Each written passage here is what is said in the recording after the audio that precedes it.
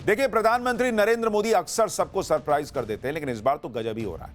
पाकिस्तान को तो ऑपरेशन सिंदूर से ऐसा शॉक दिया कि अब तक पाकिस्तान के नेता इधर से उधर भाग ही रहे हैं। इसके अलावा क्या चीन, क्या तुर्की, क्या बांग्लादेश, क्या अमेरिका, सब हड़बड़ाए हुए हैं, क्योंकि पूरी दुनिया न सिर्फ भारत की सैन्य शक्ति देख रही है, बल्कि भारत की आर्थिक शक्ति भी देख रही है। एक तरफ भारत की मिसाइलों का नाम दुनिया में गूंज रहा है, उसका धमाका है, ब्रह्मोस और मेड इन इंडिया हथियारों की चर्चा है, और दूसरी तरफ भारत की इकोनॉमी रॉकेट बनी हुई है। युद्ध जैसे दौर में यह मामूली बात नहीं है, बहुत बड़ी बात है कि भारत अब आधिकारिक तौर पर जापान को पीछे छोड़कर दुनिया की चौथी सबसे बड़ी अर्थव्यवस्था बन गया है। भारत की अर्थव्यवस्था $4 ट्रिलियन की हो चुकी है, और अगले 3 साल में भारत जर्मनी को पीछे छोड़कर तीसरी बड़ी अर्थव्यवस्था बन सकता है, जबकि पाकिस्तान की अर्थव्यवस्था 40वें नंबर पर रेंग रही है। यानी ना आर्थिक ताकत में, ना सैन्य ताकत में पाकिस्तान की ना कोई हैसियत है, ना औकात है भारत के सामने। ना उसके पास पैसा है, ना उसके पास हथियार काम के। फिर भी पाकिस्तान अगर चने की झाड़ पर चढ़ा जा रहा है तो उसके पीछे सीधी वजह यह है कि उसे शय मिल रही है, और पाकिस्तान को यह शय उन देशों से मिल रही है जो भारत की तरक्की से चिढ़े बैठे हैं। ये वो देश हैं जो ये सब देखकर हक्का बक्का हैं कि भारत ने किसी और की परवाह नहीं की और पाकिस्तान को ऐसा ठोक दिया जिसकी कल्पना किसी ने नहीं की थी। चीन से लेकर अमेरिका तक को, बोले या ना बोले, उनको आग लगी हुई है बॉस कि हम अपने देश को आगे बढ़ा नहीं पा रहे, मोदी को बढ़ने से रोक नहीं पा रहे, मोदी के भारत को बढ़ने से रोक नहीं पा रहे। मोदी का भारत ठोक भी देता है और ठोक के अपनी अर्थव्यवस्था को आगे भी बढ़ा रहा है। नरेंद्र मोदी ने तो पहले ही कह दिया था इस बार वो ऐसा काम करेंगे जो कल्पना से परे होगा। आज भी नरेंद्र मोदी ने जो कहा वो कल्पना से परे है। आज पीएम मोदी ने शहबाज और मुनीर को साइड लगा दिया और पाकिस्तान की पब्लिक को डायरेक्ट मैसेज दिया, नरेंद्र मोदी पाकिस्तान को बख्शने के मूड में नहीं है। पाकिस्तान की सेना और पाकिस्तान की सरकार का जो हाल है उससे तो क्लियर है कि ये लोग सुधरने वाले नहीं। इतनी मार खाने के बाद भी जिस तरह की बेशर्मी से ये लोग खुद को ही प्रमोट कर रहे हैं, जिस तरह से आतंकवादियों के लिए खजाने खोल रहे हैं, उसमें इनसे ये उम्मीद करना कि ये सुधर जाएंगे पॉसिबल नहीं है बॉस। ये नहीं सुधरने वाले।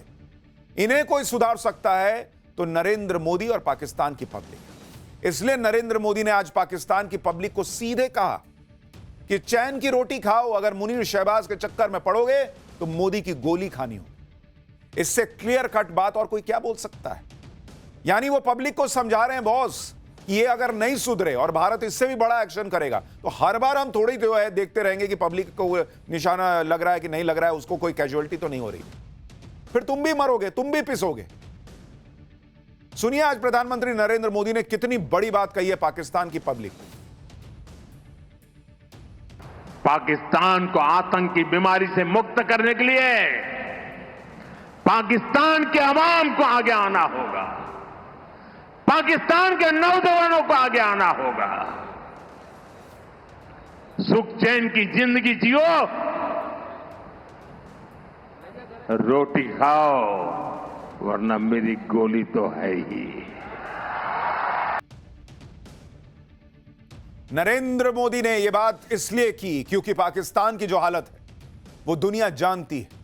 वो हाथ में कटोरा लेकर घूम रहा है, दाने दाने को मोहताज है, और पाकिस्तान के नेता इस कंगाली में भी भारत से लड़ने के सपने देख रहे हैं। जबकि नरेंद्र मोदी ने भारत को इतना मजबूत कर दिया है कि पाकिस्तान की कोई औकात नहीं है भारत के सामने आज की डेट में। और आप इसको देखिए, सिर्फ रिजर्व बैंक से ही भारत सरकार को इस साल 2,69,000 करोड़ रुपए का डिविडेंड मिला है सर। यह पाकिस्तान को आईएमएफ से मिलने वाली भीख जो है उससे 31 गुना ज्यादा पैसा है जो आरबीआई भारत की सरकार को दे रही है। नरेंद्र मोदी ने आज गुजरात के भुज में 1 मिनट के अंदर जो नए प्रोजेक्ट्स का ऐलान किया वो पाकिस्तान के आईएमएफ लोन से 6 गुना ज्यादा है। जितना तुमको पाकिस्तान को भीख मिल रही है उससे 6 गुना ज्यादा का आज सिर्फ प्रोजेक्ट लॉन्च किए हैं नरेंद्र मोदी। गुजरात के भुज में नरेंद्र मोदी ने 53,400 करोड़ रुपए के प्रोजेक्ट्स का ऐलान किया, जबकि पाकिस्तान को आईएमएफ से लोन की जो ताजा किस्त मिली है वो चिंदी सी 8,000 करोड़ रुपए। इसी तरह से गुजरात के दाहोद में नरेंद्र मोदी ने 24,000 करोड़ रुपए के प्रोजेक्ट्स का ऐलान किया। यह पाकिस्तान के आईएमएफ लोन से 3 गुना ज्यादा है। क्या औकात है पाकिस्तान की यार। भारत के प्रधानमंत्री जितने की योजनाएं लॉन्च करते हैं उतना का तो तुमको भीख नहीं मिल रहा। क्या तुम देश चलाओगे, क्या तुम लड़ोगे? और अगर पाकिस्तान इस बात को नहीं समझेगा कि भारत कहां है और उसकी हैसियत क्या है पाकिस्तान की, तो उसका वही हाल होगा दोबारा जो ऑपरेशन सिंदूर से नरेंद्र मोदी ने किया, हमारी सेना ने किया। ऑपरेशन सिंदूर में तो पाकिस्तान सफेद झंडे दिखाकर गिड़गिड़ाकर बच गया, लेकिन नरेंद्र मोदी अगली बार इसका मौका देने को भी तैयार नहीं। सुनिए प्रधानमंत्री नरेंद्र मोदी ने आज क्या कहा है, फिर आगे दिखाऊंगा कि शहबाज शरीफ पीओके को बचाने के लिए क्या कर रहा है। पाकिस्तान के हमले का जवाब हमने इतनी ताकत से दिया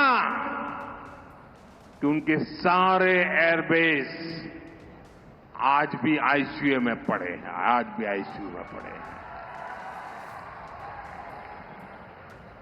और तब जाकर के पाकिस्तान शरणागति के लिए मजबूर हो गया। पाकिस्तान को लगा बच नहीं सकते, भारत ने रौद्र रूप दिखा दिया है और आखिरकार ये हमारी सेना का पराक्रम था, ये हमारी सेना का साहस था, ये हमारी सेना का सटीक ऑपरेशन था। कुछ ही घंटों में पाकिस्तान ने सफेद झंडा फहराना शुरू कर दिया। उन्होंने कहा कि हम गोली नहीं चलाना चाहते। हमने कहा हम तो पहले भी कह देते थे भाई, हमने तो पहले ही कहा था। हमने आतंकवाद के ठिकानों को तोड़ना था, मारना था, सबक सिखाना था। उसके बाद तुम्हें चुप रहने की जरूरत थी, लेकिन तुमने गलती की तो तुम्हें सजा भी भुगतनी पड़ी। पाकिस्तान के एयरबेसेस तो आईसीयू में हैं। भारत की कार्रवाई में उसके रनवे पर बड़े बड़े गड्ढे हो गए और इन रनवेज को तैयार करने के लिए पाकिस्तान को कुछ हफ्ते या महीने लग सकते हैं। लेकिन आज गुजरात में पीएम मोदी उन बहादुर महिलाओं से भी मिले जिन्होंने 1971 की जंग में 72 घंटे के अंदर ही रनवे तैयार कर दिया था। आज पीएम मोदी जब इन महिलाओं से मिले तो उन्हें पूरा सम्मान दिया। इन महिलाओं ने भी पीएम मोदी के सिर पर हाथ रखकर प्रधानमंत्री मोदी को आशीर्वाद दिया। आज पीएम मोदी ने इस मुलाकात का जिक्र करते हुए क्या कहा है, एक बार इसको सुनिए, फिर बताता हूं कि पीएम मोदी ने वो कौन सा इंजन दौड़ा दिया जिससे चीन तक में खलबली मच गई। साथियों, भारत की कार्रवाई से पाकिस्तान कैसे बौखला गया, ये भी हमने देखा है।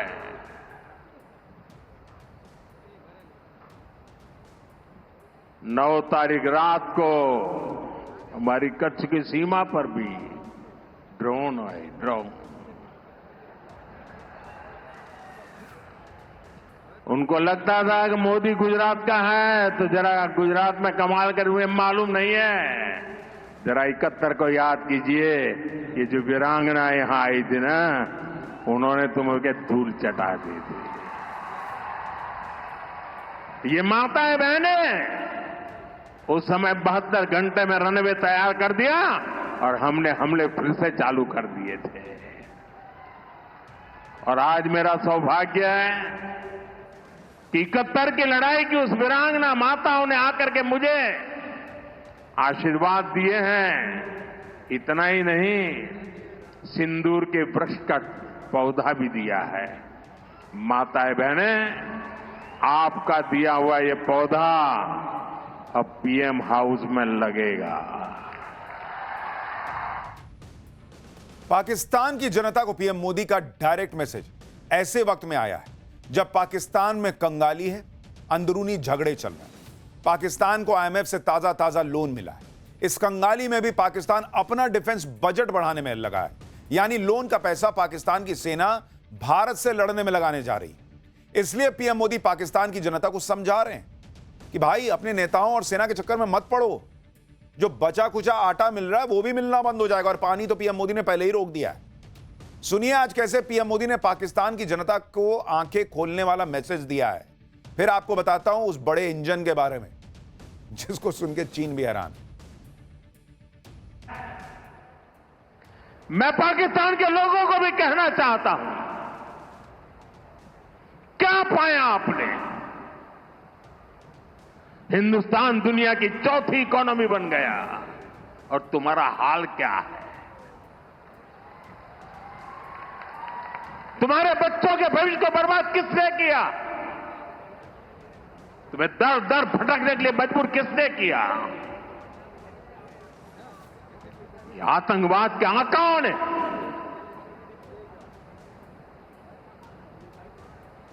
वहां की सेना का अपना एजेंडा, पाकिस्तान के नागरिकों, खास करके वहां के बच्चे, ये मोदी की बात कान खोल करके सुन लो।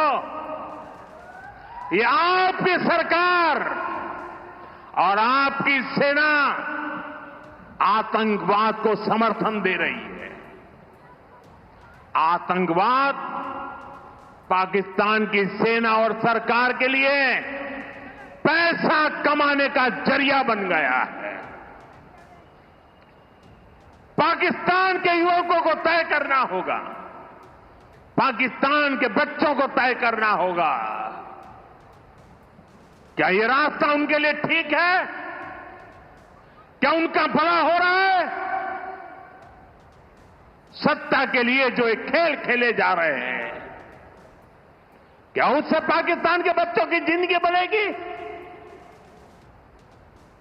मैं पाकिस्तान के बच्चों को कहना चाहता हूं, ये आपके हुक्मनारा, ये आपकी सेना आतंकवाद के साए में पल रही है। वो आपके जीवन में खतरे पैदा कर रही है, आपके भविष्य को नष्ट कर रही है, आपको अंधेरे में धकेल रही है। भाई ये तो पाकिस्तान की पब्लिक को ही देखना होगा ना। शहबाज शरीफ जो है उसको आटे के लाले नहीं पड़े, वो तो तंदूरी चिकन तोड़ रहा होगा, वो मुनीर बिरयानी खा रहा होगा।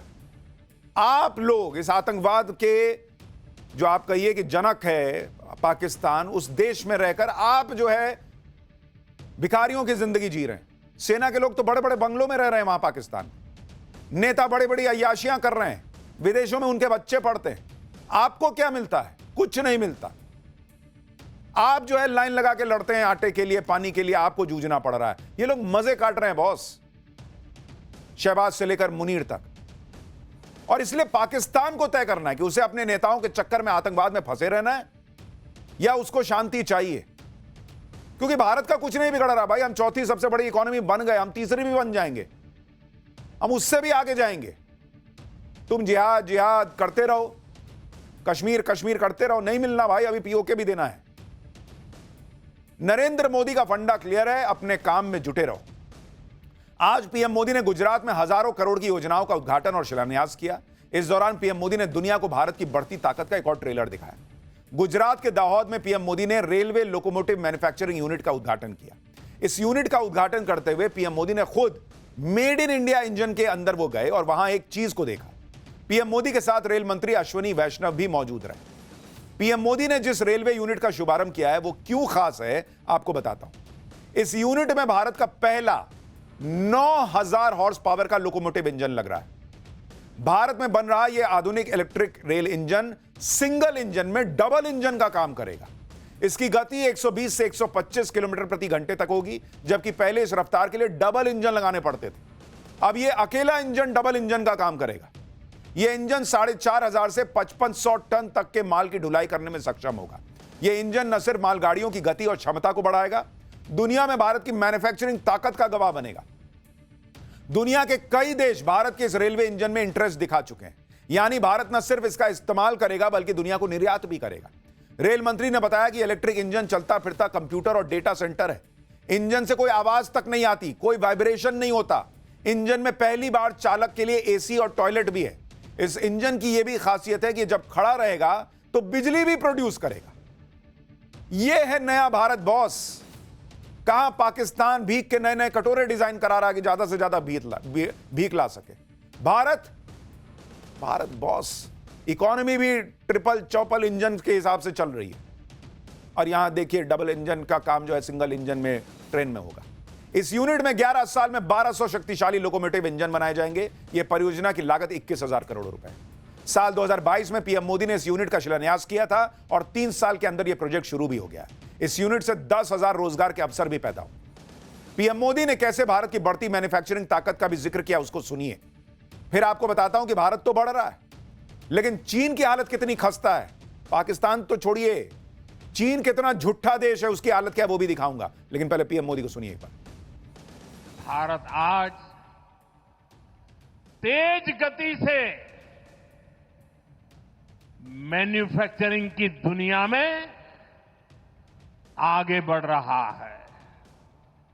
आज हम स्मार्टफोन से लेकर गाड़ियां, खिलौने, सेना के अस्त्र शस्त्र, दवाएं, ऐसा बहुत सारा सामान दुनिया के देशों में निर्यात कर रहे हैं।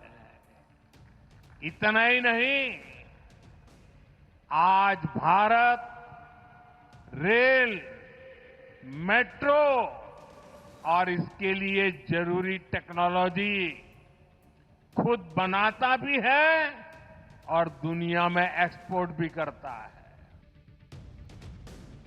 भारत दुनिया की चौथी सबसे बड़ी अर्थव्यवस्था बन गया है, लेकिन कुछ लोग कह रहे हैं कि हमारी प्रति व्यक्ति आय भी तो देखो। ये लोग ये नहीं बताते कि कांग्रेस और मनमोहन सिंह के जमाने में प्रति व्यक्ति आय क्या थी। इनको बस कमियां ढूंढनी है।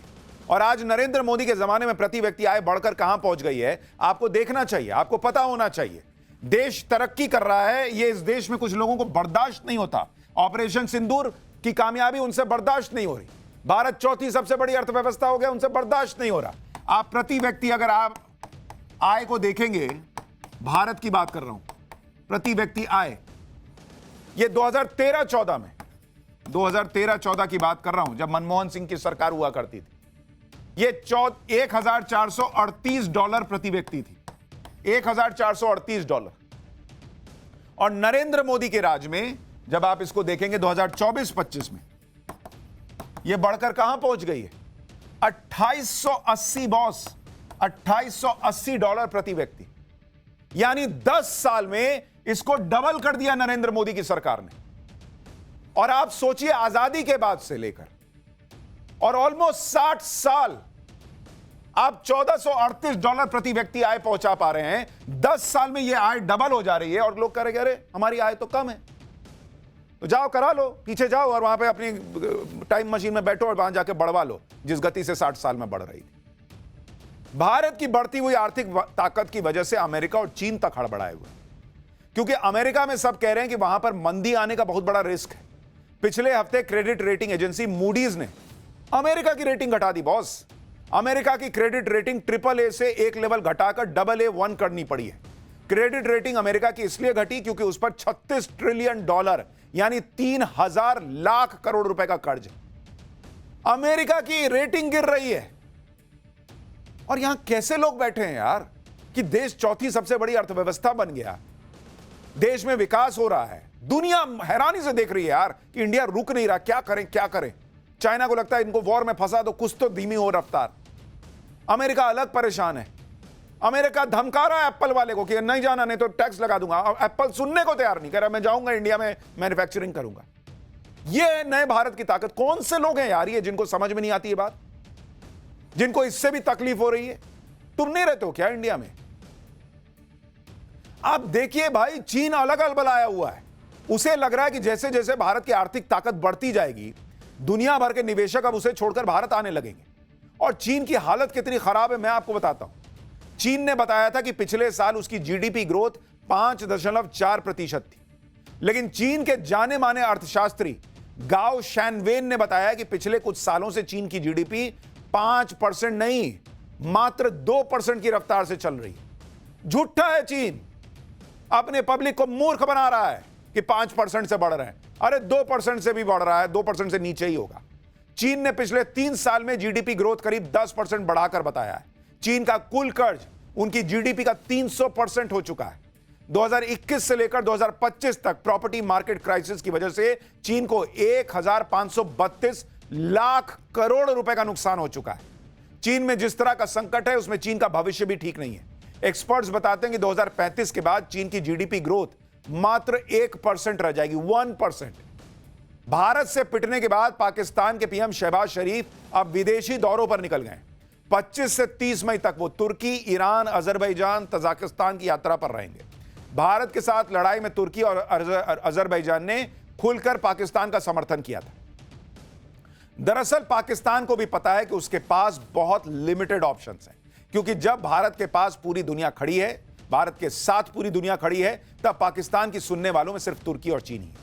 इसलिए ऑपरेशन सिंदूर के बाद पहले पाकिस्तान के विदेश मंत्री इशाक डार चीन में हाजिरी लगाकर आए। अब शहबाज शरीफ 1 महीने में दूसरी बार तुर्की गया है। आखिर पाकिस्तान और तुर्की के बीच में क्या खिचड़ी पक रही है? भारत को रोकने के लिए चीन और पाकिस्तान की कौन सी नई साजिश का खुलासा हो गया है, आज आपको यह भी जानना चाहिए।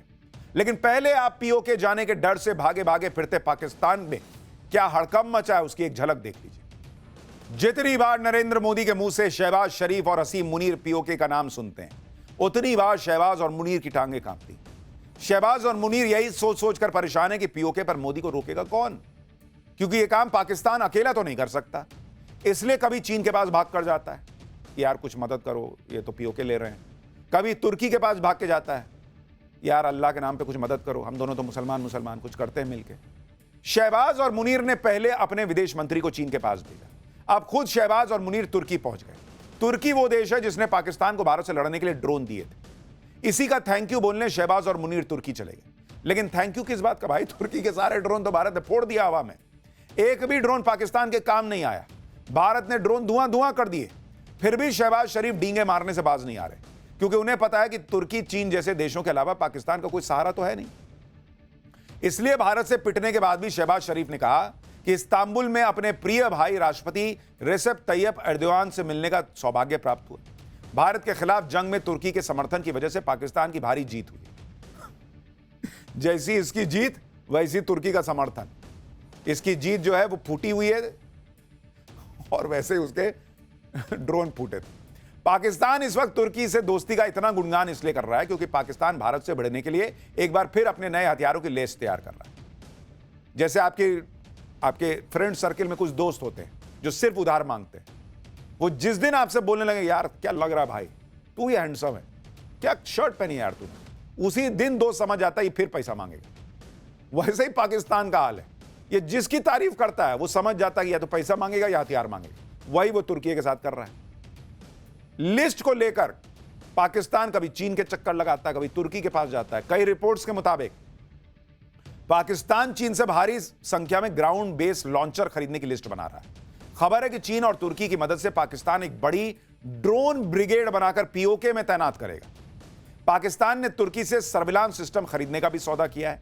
पाकिस्तानी फौज ने तुर्की को रॉकेट, ग्रेनेड और गोला बारूद का भी बड़ा ऑर्डर दिया है। यानी उसकी चिंता है पीओके, और पाकिस्तान को लग रहा है भाई पीओके में लगाओ ड्रोन वगैरह, सिस्टम वगैरह लगाओ, नहीं तो गया ये हाथ से। और इसी डील को फाइनल करने के लिए शहबाज शरीफ के साथ असीम मुनीर भी तुर्की पहुंचा था। लेकिन सवाल यह है कि जिस कंगाल पाकिस्तान के पास खाने के पैसे नहीं, उसके पास हथियार खरीदने के लिए पैसा कहां से आ रहा है? आप गौर कीजिए कि जब से आईएमएफ से पाकिस्तान को अब तक कुल मिलाकर करीब 17,000 करोड़ रुपए का लोन मिला है, उसके बाद ही पाकिस्तान ने चीन और तुर्की के चक्कर लगाने शुरू किए। इसलिए कहा जा रहा है कि पाकिस्तान इस लोन का इस्तेमाल चीन और तुर्की से हथियार खरीदने में करेगा। और यह कोई अफवाह नहीं है, क्योंकि आप देखिए कि पाकिस्तान ने इस साल अपने डिफेंस बजट को 18% बढ़ाकर 2.5 लाख करोड़ रुपए करने का फैसला किया है, जिसके बाद पाकिस्तान का डिफेंस बजट बढ़कर उसके जीडीपी का 2.3% हो गया है। जबकि पाकिस्तान शिक्षा पर अपनी जीडीपी का मात्र 2% और स्वास्थ्य बजट पर, अपनी स्वास्थ्य सेवाओं पर सिर्फ 1.3% खर्च कर रहा है। यानी अपनी गरीबी और भूखमरी का रोना रोकर पाकिस्तान ने आईएमएफ से जो लोन लिया है, उसका इस्तेमाल वो अपनी फौज और आतंकवादियों की ताकत बढ़ाने में करेगा। पाकिस्तान को सिर्फ पीओके की चिंता नहीं सता रही, बल्कि उसे इस बात का भी डर सता रहा है कि पता नहीं कल को पाकिस्तान रहेगा भी या नहीं रहेगा। इसलिए वह परमाणु हथियारों से भी ज्यादा खतरनाक हथियार बनाने में जुट गया है। अमेरिका की डिफेंस इंटेलिजेंस एजेंसी यानी DIA ने खुलासा किया है कि पाकिस्तान चीन की मदद से सामूहिक विनाश के हथियार यानी वेपन्स ऑफ मास डिस्ट्रक्शन बनाने में जुट गया है। रिपोर्ट में कहा गया है कि पाकिस्तान मानता है कि वो पारंपरिक हथियारों में भारत का मुकाबला नहीं कर सकता, इसलिए weapons of mass destruction develop कर रहा है और इसके लिए चीन पाकिस्तान को जरूरी तकनीक और विदेशी सामग्री दे रहा है, जिसकी सप्लाई हांगकांग, सिंगापुर, तुर्की और यूएई के रास्ते की जा रही है। आपको यह भी बताता हूं कि वेपन ऑफ मास डिस्ट्रक्शन यानी WMD होता क्या है। इन हथियारों को बड़े पैमाने पर लोगों को मारने के लिए इस्तेमाल किया जा सकता है। ऐसे हथियारों के इस्तेमाल से लाखों की आबादी तुरंत मौत उनकी हो सकती है। WMD यानी वेपन ऑफ मास डिस्ट्रक्शन हथियारों में बायोलॉजिकल यानी जैविक हथियारों का इस्तेमाल हो सकता है, जिसमें खतरनाक बीमारी फैलाने वाले वायरस और बैक्टीरिया का अटैक होता है। WMD हथियारों में रासायनिक हथियार भी आते हैं, जिसमें जहरीली गैसों का इस्तेमाल किया जाता है। अमेरिकी रिपोर्ट में कहा गया है कि पाकिस्तान जैसे देश जो लगातार अस्थिर आर्थिक और राजनीतिक हालात में फंसे रहते हैं, उन देशों के पास ऐसे हथियारों का होना बहुत खतरनाक है। पाकिस्तान, चीन और टर्की आपस में मिलकर यह साजिश इसलिए कर रहे हैं क्योंकि पूरी दुनिया में वो अलग थलग पड़ गए। पूरी दुनिया में पाकिस्तान का मजाक बन रहा है। जिन मुस्लिम देशों से पाकिस्तान को उम्मीद थी कि वो भारत के खिलाफ पाकिस्तान का साथ देंगे, उन्होंने भी पाकिस्तान से किनारा कर लिया। हट, इधर मत आओ, मत सटो।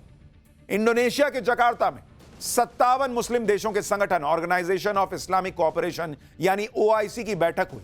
इस बैठक में पाकिस्तान चाहता था कि कश्मीर मुद्दे पर सभी मुस्लिम देश भारत के खिलाफ कड़ा रुख अपनाएं, लेकिन 3 मुस्लिम देशों ने पाकिस्तान की कोशिश को नाकाम कर दिया। ये 3 मुस्लिम देश हैं इंडोनेशिया, मिस्र और बहरीन। इन तीनों देशों ने पाकिस्तान के भारत विरोधी प्रस्ताव को खारिज कर दिया। OIC में पाकिस्तान के प्रस्ताव को खारिज किए जाने का सीधा मतलब है कि इस्लामिक देशों में भी पाकिस्तान को सीरियसली लेना बंद कर दिया है और मुस्लिम देश भी अब भारत के साथ खड़े हो रहे हैं। दुनिया में कोई पाकिस्तान के साथ इसलिए नहीं है क्योंकि पाकिस्तान की असलियत दुनिया जान रही है। जो देश झूठी जीत का जश्न मनाए, उससे क्या उम्मीद कीजिएगा आप? पूरी दुनिया में तो उसकी छीछा लेदर हो रही है। आप देखिए कि शहबाज शरीफ ने असीम मुनीर को फर्जी पेंटिंग गिफ्ट कर दी। फील्ड मार्शल बनने की खुशी में असीम मुनीर ने डिनर पार्टी दी, तो शहबाज शरीफ ने मुनीर को जो पेंटिंग दी उसे भारत पर जीत की पेंटिंग बता दिया। ये देखिए, जैसे ये तस्वीर सोशल मीडिया पर आई वैसे ही पूरा फर्जीवाड़ा खुल गया। पता चला कि ये पेंटिंग तो चीन के फौज के युद्धाभ्यास की है, वो भी 6 साल पुरानी 2019 की। यानी फर्जी देश के PM ने अपने देश के फर्जी फील्ड मार्शल को फर्जी पेंटिंग चिपका दी। सोचिए कैसे लोग हैं भाई, ये पढ़े लिखे हैं भी या नहीं, कैसी टीम है। एक फोटो ढंग का नहीं दे पाए भाई फर्जी लोग, लेकिन फोटो लाते कहां से? भारत का कुछ नुकसान करते तब तो। लेकिन चल रहा है मामला। पाकिस्तान की पब्लिक ऐसे नेताओं और अपनी सेना से जितनी जल्दी तलाक ले ले उतना अच्छा है।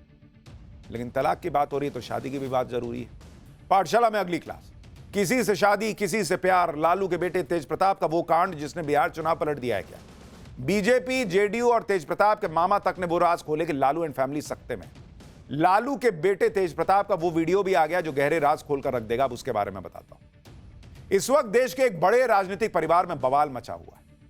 बवाल क्या, महाबवाल का ये भाई, जो सोचा नहीं गया था वो इस राजनीतिक परिवार में हो रहा है। और ये सब उस वक्त हो रहा है जब कुछ ही महीने बाद इस परिवार का सबसे बड़ा चुनावी टेस्ट होने वाला है। लालू यादव के परिवार की बात कर रहा हूं, जिनकी बात आज हर गली चौराहे मोहल्ले में हो रही है। अरे लालू का लड़का देखे क्या कर दिया, अरे लालू का लड़का देखे क्या किया है।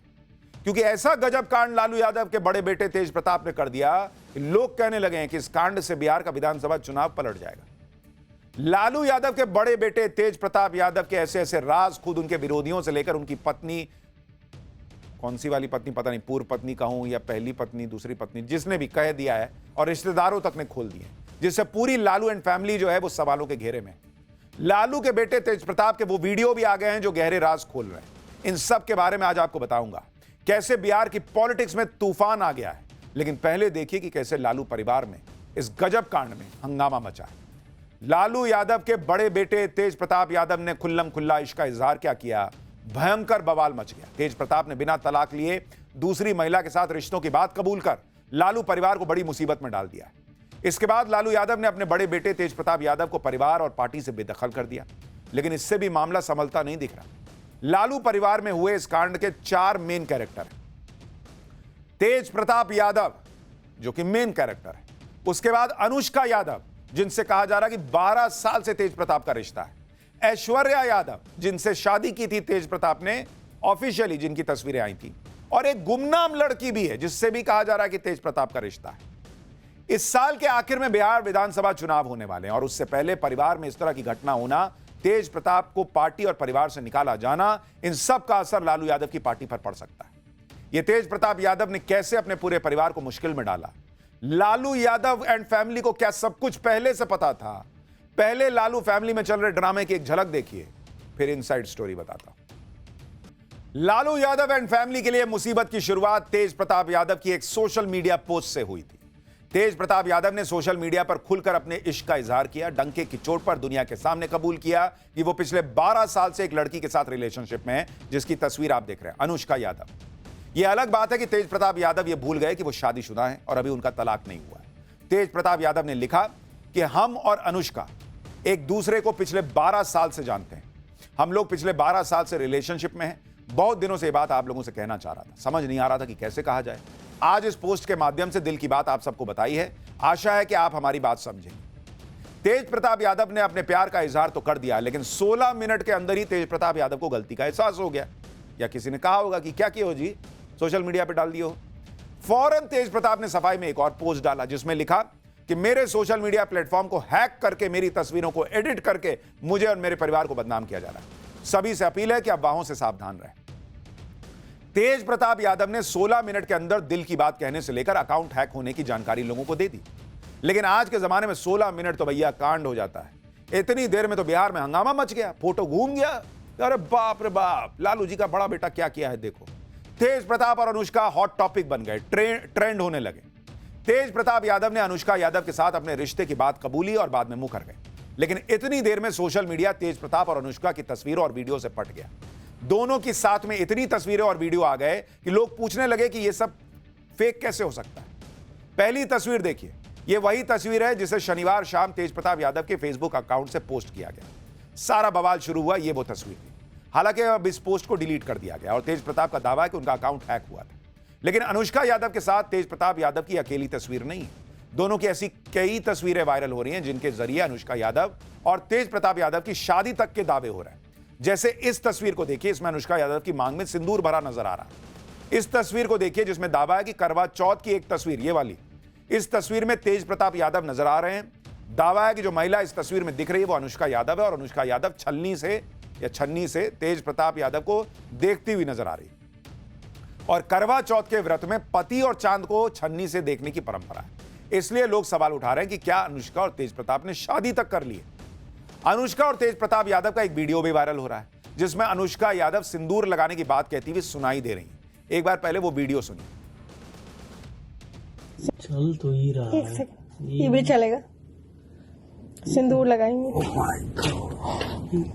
चल तो ही रहा है, ये भी चलेगा, सिंदूर लगाएंगे। चल तो ही रहा है, ये भी चलेगा। तेज प्रताप यादव और अनुष्का यादव की रिलेशनशिप की तस्वीरें वायरल हुई तो लालू परिवार में हड़कंप मच गया। आनन फानन में लालू यादव ने अपने बड़े बेटे तेज प्रताप यादव को परिवार और पार्टी से निकालने का ऐलान कर दिया। मतलब लालू यादव ने मान लिया कि ये तस्वीरें एडिटेड नहीं है, ये सब सही तस्वीर है। लालू यादव ने कहा कि निजी जीवन में नैतिक मूल्यों की अवहेलना करना हमारे सामाजिक न्याय के लिए सामूहिक संघर्ष को कमजोर करता है। ज्येष्ठ पुत्र की गतिविधि, लोक आचरण और गैर जिम्मेदाराना व्यवहार हमारे पारिवारिक मूल्यों और संस्कारों के अनुरूप नहीं, इसलिए उपरोक्त परिस्थितियों के चलते उसे पार्टी और परिवार से दूर करता हूं। अब से पार्टी और परिवार में उसकी किसी भी प्रकार की कोई भूमिका नहीं रहेगी। उसे पार्टी से 6 साल के लिए निष्कासित किया जाता है। तेज प्रताप को पार्टी और परिवार से बेदखल किए जाने का समर्थन पूरा परिवार कर रहा है। तेजस्वी यादव और बेटी मीसा भारती ने कहा कि तेज प्रताप बड़े हैं, उन्हें अपने फैसले लेने का अधिकार है, लेकिन इस तरह की हरकतों को बर्दाश्त नहीं किया जा सकता। एक बार तेजस्वी और मीसा भारती को सुनिए, फिर आपको बताता हूं कि तेज प्रताप ने लालू यादव और उनकी फैमिली की कितनी मुसीबत बढ़ा दी है। जहाँ तक मेरे बड़े भाई की बात है, राजनीतिक जीवन में निजी जीवन भी अलग होता है। तो निजी जीवन के फैसले और निर्णय, क्योंकि वो अडल्ट हैं, बड़े हैं, उनको अधिकार है। वो अपना निर्णय, क्या उनका सही होगा, क्या नुकसान होगा, ये अपना निर्णय वो खुद लें। तो अब जो है राष्ट्राध्यक्ष जी ने कहा है और हमने अपनी भावनाओं को भी आप लोगों के सामने रखा है। वो निर्णय लें, क्या उनके लिए सही है, क्या गलत है, लेकिन हम ऐसी चीज़ों को पसंद नहीं करते हैं। अन्ना बर्दाश्त हम कर सकते हैं। हमारे दल के राष्ट्रीय अध्यक्ष आदरणीय लालू प्रसाद यादव जी ने अपना स्टैंड क्लियर कर दिया है। हमारे परिवार के मुखिया हमारे पिताजी ने अपना स्टैंड क्लियर कर दिया है। इसके अलावा और हमें कुछ नहीं कहना है। तेजस्वी यादव से लेकर मीसा भारती तक कह रहे हैं कि भाई पिताजी ने कह दिया, अब हमको कुछ नहीं कहना है। लेकिन पब्लिक पूछ रही है कि बेटा अगर 12 साल से रिलेशनशिप में था, पिताजी को पता नहीं था, परिवार को पता नहीं था, और अगर नहीं पता था तो जिस पिता को, जिस परिवार को अपने बेटे का नहीं पता, उसको बिहार के दुख दर्द का क्या पता होगा। लोग तो यह भी कह रहे हैं कि जो अब यादव कुल से आने वाली बेटियों को न्याय नहीं दिला पा रहा, वो बिहार के बेटियों को कैसे न्याय दिलाएगा। सोशल मीडिया भरा पड़ा है कि भाई तेजू भैया ने क्या कर दिया, लालू यादव के बेटे ने क्या कर दिया। यानी सब लोग अब तेज प्रताप के खिलाफ हो गए हैं, क्योंकि इन्हें पता है कि कितना बड़ा सियासी चुनाव तेज प्रताप के इस कांड से होने वाला है, नुकसान कितना होने वाला है। हिंदी पट्टी की जनता सब कुछ बर्दाश्त कर लेती, नेताओं के घोटाले, रिश्वतखोरी, बेईमानी एक टाइम के बाद पब्लिक भूल जाती है, लेकिन रिश्तों में इधर उधर करना यह पब्लिक बर्दाश्त नहीं करती। बिहार यूपी टाइप में, बिहार और यूपी में खास करके यह पब्लिक और सोसाइटी के लिए बहुत सेंसिटिव मुद्दा होता है। कम से कम नैतिकता और पारिवारिक मूल्यों को लेकर जरूर पब्लिक देखती है कि परिवार के साथ तो गलत नहीं कर रहा। इसी वजह से लालू परिवार के इस कांड का सियासी असर पड़ना तय है, लेकिन इसके साथ साथ तेज प्रताप के कांड का कानूनी असर भी पड़ सकता है। क्योंकि यह देखिए कि अनुष्का के साथ अपना रिश्ता सार्वजनिक करके खुद तेज प्रताप कैसे मुश्किल में फंस सकते हैं। तेज प्रताप यादव की शादी 2018 में ऐश्वर्या से हुई। ऐश्वर्या कौन है भाई? वो खुद बिहार के पूर्व मुख्यमंत्री की पोती हैं, दरोगा राय की। जबकि तेज प्रताप और अनुष्का 12 साल से रिलेशन में कहा जा रहा है। यानी शादी से पहले से तेज प्रताप का संबंध अनुष्का से था और बिना तलाक लिए तेज प्रताप ने इसका मतलब यह कबूल कर लिया है कि एक्स्ट्रा मैरिटल अफेयर उनका चलता रहा और उन्होंने इधर शादी कर ली, और अभी उनका तलाक का केस चल ही रहा है। कोर्ट में तेज प्रताप के सामने अनुष्का को डिफेंड करना मुश्किल होगा। इसलिए आप देखिए कि आज तेज प्रताप की पत्नी ऐश्वर्या भी खुलकर सामने आ गई। तेज प्रताप की पत्नी ऐश्वर्या का आरोप है कि तेज प्रताप ने बिना तलाक लिए दूसरी महिला के साथ संबंध रखे, और वो भी तब जब उनके तलाक का केस जो है वो कोर्ट में चल रहा है। इन सब के बारे में पूरे लालू परिवार को पता है, वो तो ये भी आरोप लगा रही हैं। लेकिन अब चुनाव चूंकि सामने है, इसलिए तेज प्रताप को निकालने का ड्रामा कर रहा है लालू परिवार। सुनिए तेज प्रताप की पत्नी ऐश्वर्या को। अब तो सबको पता है क्या हो गया है, सबके सामने जाहिर है। हम ये पूछना चाहते हैं, जब इन लोगों को पता था कि ऐसी बात है तो फिर मेरी शादी क्यों करवाई, मेरी जिंदगी क्यों बर्बाद की, उसके बाद मेरे को मारा क्यों। अभी इनका सामाजिक न्याय जाग गया है। ये लोग सब मिले हुए रहते हैं, ये लोग कोई अलग अलग नहीं हुआ है, ये लोग सब मिले हुए हैं। कल भी राबड़ी देवी गई होंगी, उनको उसका आंसू पोछी होंगी और बोली होगी अभी शांत रहो, सब हम ठीक कर देंगे। इलेक्शन के बात है, इसीलिए इन लोगों ने ऐसा ड्रामा रचा है। ये लोग सब मिले हुए हैं।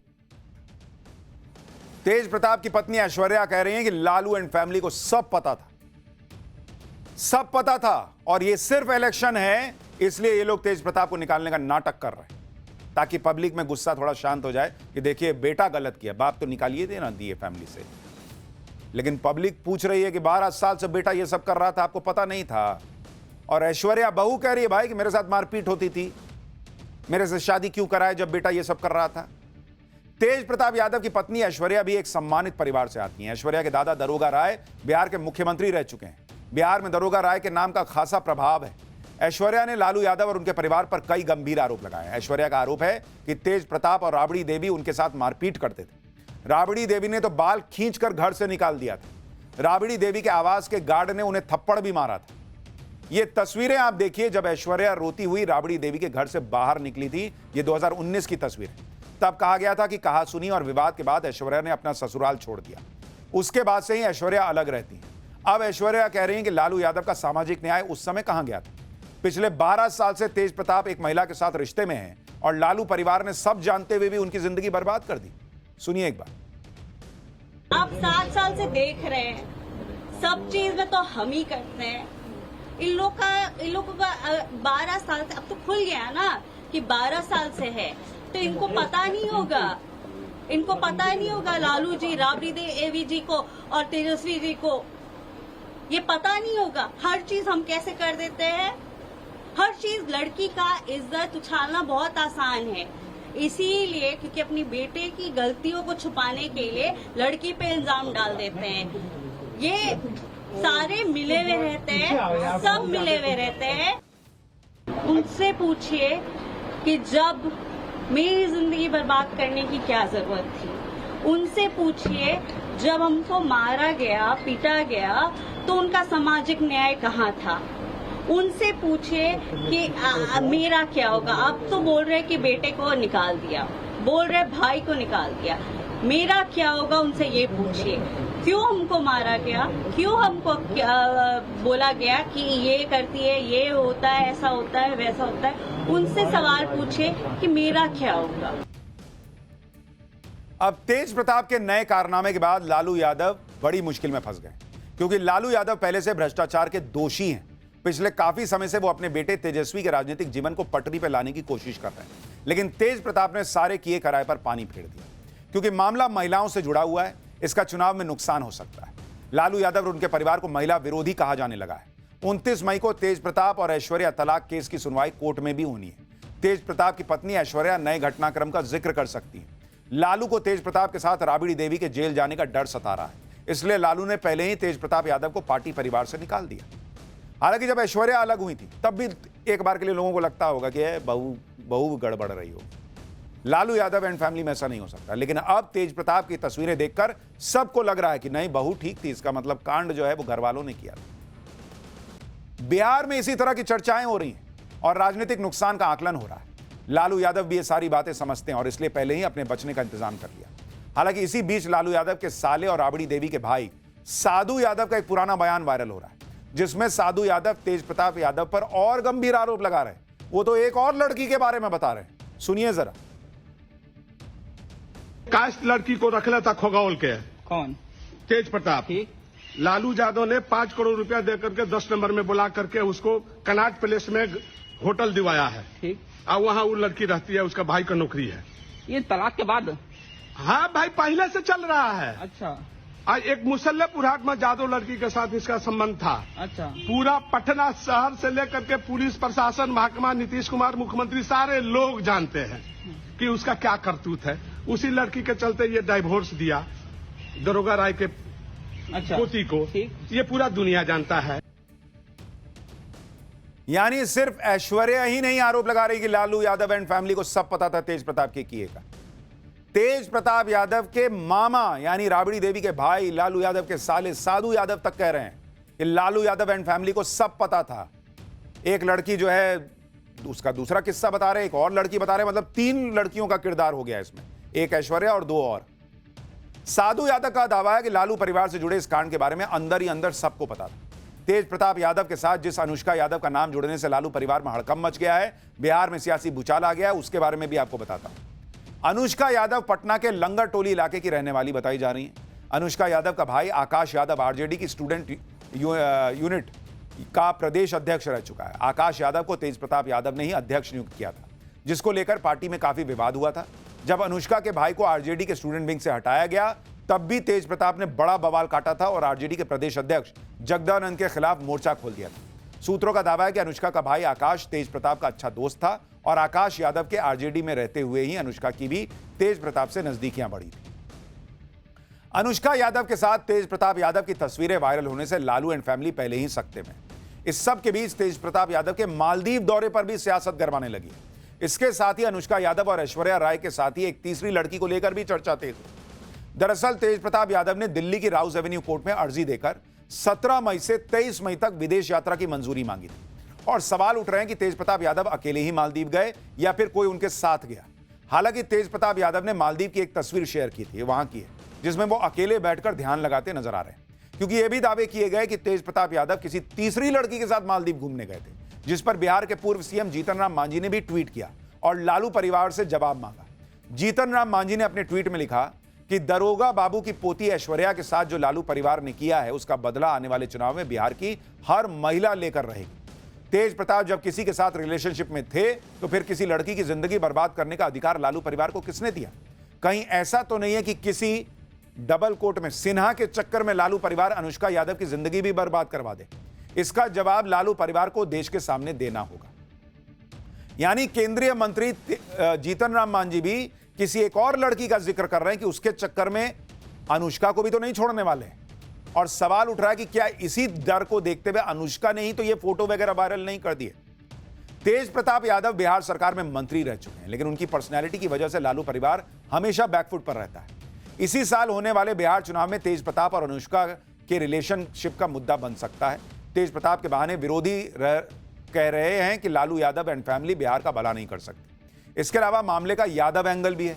यह सेंटिमेंट भी है कि तेज प्रताप ने खुद यादव होते हुए यादव परिवार की लड़की के साथ धोखा कर दिया, चाहे वो ऐश्वर्य हो या फिर अनुष्का यादव।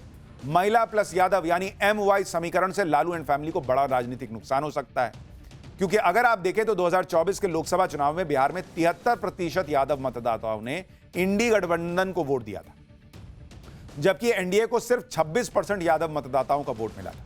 2020 के बिहार विधानसभा चुनाव में 83% यादव वोटर्स ने महागठबंधन को वोट दिया था और एनडीए को मात्र 5% वोट मिला। 2020 के बिहार चुनाव में 37% महिलाओं ने महागठबंधन को वोट दिया था, जबकि एनडीए को 38% महिलाओं ने वोट दिया था। 82% यादव महिला मतदाताओं ने महागठबंधन को वोट दिया था, जबकि एनडीए को मात्र 5% यादव महिलाओं के वोट मिले थे। यानी आरजेडी और महागठबंधन को आने वाले बिहार चुनाव में महिला और यादव वोटर्स का नुकसान हो सकता है। बीजेपी और जेडीयू के साथ दूसरे विरोधी दल तो अभी से हमलावर हो गए हैं। तेज प्रताप की वजह से लालू यादव कैसे बैकफुट पर है, देखिए जरा। लोगों को मूर्ख बनाने की कोशिश लालू जी कर रहे हैं। दरअसल जितना बड़ा पाप ऐश्वर्या के साथ लालू जी के परिजनों ने किया और अभी बाजाब्ता तलाक भी नहीं हुआ है, और तेज प्रताप ने ये स्वीकार कर लिया कि 12 वर्षों से वो एक रिलेशनशिप में है। निसंदेह इस पूरे प्रकरण का भारी नुकसान चुनाव में उठाना पड़ सकता था आरजेडी को। इसीलिए ये चुनाव तक के लिए ये दिखावा और पाखंड है। इस खुलासे के बाद जब तेज प्रताप ने खुद स्वीकार लिया कि 12 वर्षों से वह दोनों साथ रह रहे हैं, तो यह कोर्ट का सीधा मामला बनता है धोखाधड़ी का। और वह जानते हैं कि लालू जी और राबड़ी जी तेज प्रताप के साथ कोर्ट के आदेश से जेल जाएंगे और उसी से बचने के लिए दुनिया के सामने यह आई वॉश है। ऐसा है, लालू यादव किसको परिवार से निकाल रहे हैं, किसको परिवार में रख रहे हैं, इससे बिहार का क्या लेना देना है। लालू यादव ने क्या कहा है कि कोई यादव समाज का काबिल आदमी है उसको हम नेता बना देंगे। लालू यादव तो आज भी यही चाहते हैं कि तेजस्वी यादव ही बिहार के नेता बने।